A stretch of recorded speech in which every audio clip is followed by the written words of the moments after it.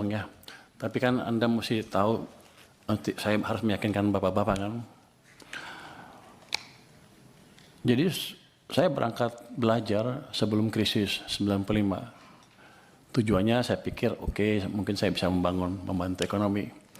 Tapi sebelum sekolah selesai 1998 krisis, pulang negara udah berantakan pada waktu itu ya.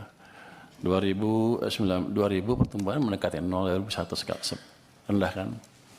Habis itu kita bantu ke sana dan waktu itu Pak SBY bisa meningkatkan pertumbuhan sampai mendekati 6% kan. Terus diganti Pak Jokowi. Pak Jokowi pertumbuhannya sedikit di bawah 5% on average. Jadi saya pelajarin dari krisis 1998 salah kita di mana. Kenapa ketika 97-98 negara yang mulai diserang adalah Thailand, Korea dan lain-lain, kenapa yang paling terpuruk kita? Jadi saya pelajari betul apa yang terjadi waktu itu dan bagaimana cara mengatasi krisis kalau terjadi lagi.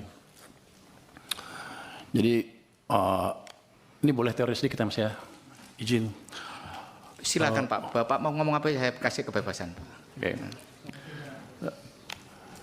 Di buku moneter itu ada pemenang Nobel yang bilang bahwa dia mempelajari krisis tahun 1930 di Amerika. Dia bilang waktu itu krisis, mereka debat bunga di nolin kok masih krisis.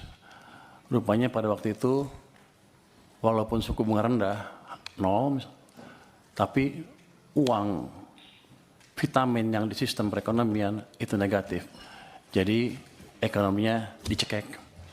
Itu sebetulnya yang melandasi teori utama kebijakan moneter. Jadi kalau Anda mau lihat kebijakan moneter, ketat atau longgar, jangan hanya dilihat dari suku bunga. Dia bilang begitu, lihat laju pertumbuhan uang primer, base money.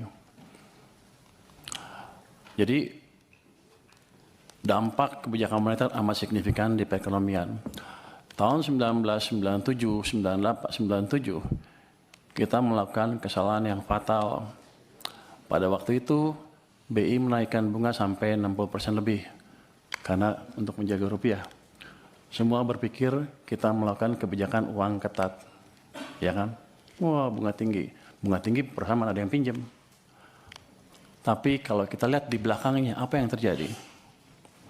Kita mencetak uang, base money itu tumbuhnya 100%. Halo semuanya, selamat datang